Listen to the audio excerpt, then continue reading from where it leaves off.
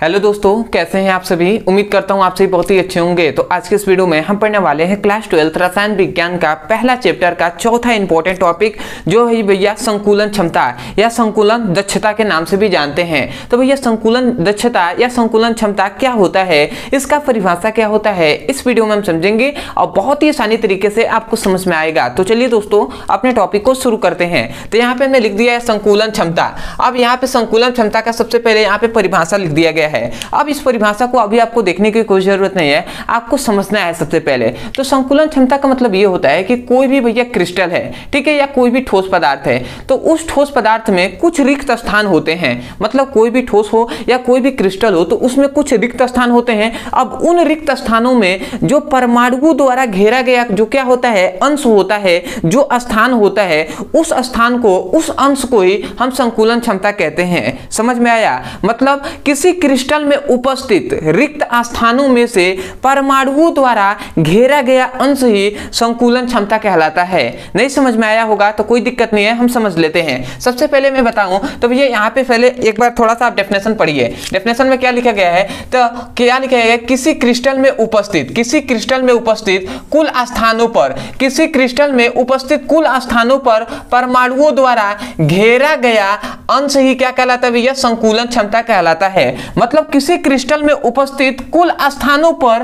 परमाणुओं द्वारा घेरा गया अंश ही संकुलन क्षमता कहलाता है। मतलब कोई भी क्रिस्टल है उसमें कुल उपस्थित क्या है, कुछ स्थान है, तो उस स्थानों पर परमाणुओं द्वारा जितना स्थान घेरा गया है उस अंश को या उस स्थान को संकुलन क्षमता कहते हैं। तो आशा करते हैं सबसे पहले डेफिनेशन आपको समझ में आ गया होगा। जब आपको फिगर बताया जाएगा तो उससे आपको और भी कंफर्म आपको हो जाएगा। सबसे पहले ये परिभाषा थोड़ा सा आप समझ जाइए। अगर आपको समझ में आ गया तो बहुत ही अच्छी बात है, नहीं तो फिगर अभी बताया जाएगा तो आपको समझ में आएगा।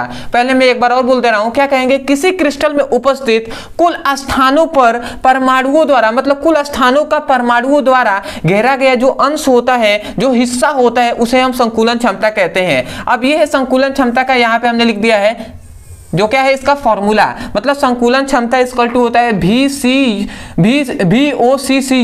अब भाई क्या होता है, V सेल इंटू में 100 कर दिया गया है। अब यहाँ पे OCCU क्या है, तो एकक कोष्टिका में उपस्थित परमाणुओं का जो है क्या है, आयतन है। मतलब क्या है, ये क्या है, तो एकक कोष्टिका है, ठीक है, तो उसमें परमाणुओं द्वारा घेरा गया जो आयतन होता है उसे हम क्या कहते हैं, इससे प्रदर्शित करते हैं। अब V सेल से भैया जो एकक कोष्टिका होता है उसका कुल आयतन है, ठीक है। अब ये दोनों या परिभाषा आपको फिगर से ही समझ में आएगा। तो चलिए हम बनाते हैं। सबसे पहले यहाँ पे एकक कोष्टिका लिखा गया है, तो मैं एक एकक कोष्टिका बना ले रहा हूं, ठीक है।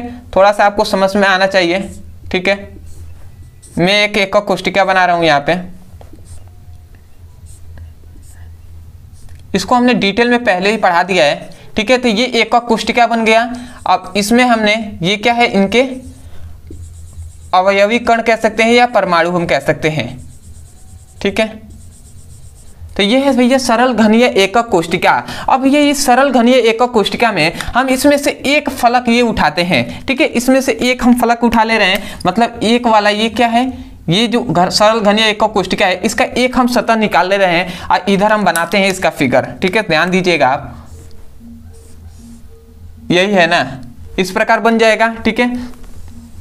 थोड़ा सा मैं इसको एक साइजिंग कर दूं, ठीक है, आपको समझने में आसानी होगी अभी बनाया जाएगा तो, ठीक है। ये हो गया, इसको हमने निकाला, यहाँ पे रख दिया। अब भैया यहाँ पे आप देखेंगे तो इसमें 4 अवयवी कण है, मतलब 4 परमाणु है, 1 2 3 4, ठीक है। ये 4 परमाणु है, तो अभी 4 परमाणुओं को यहाँ पे रखा जाएगा। ये तो यहाँ पे छोटा छोटा एक तरह से दिखाया गया है, परंतु वास्तव में ऐसा नहीं होता है। वास्तव में ये फलक पे ऐसे होते हैं, इतने बड़े बड़े, ठीक है।